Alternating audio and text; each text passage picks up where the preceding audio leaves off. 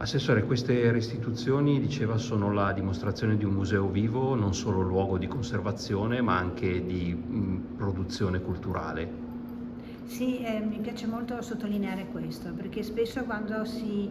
parla di musei dà l'accento principalmente su quella che è la parte, diciamo così, di conservazione, di valorizzazione e di restauro, come in questo caso, della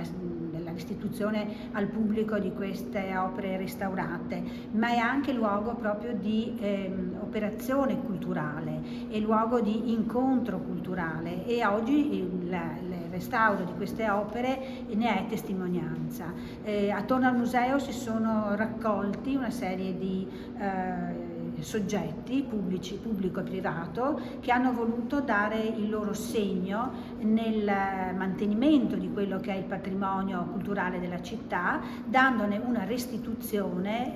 con un restauro fatto molto bene, in una maniera anche molto accorta da parte di questi restauratori.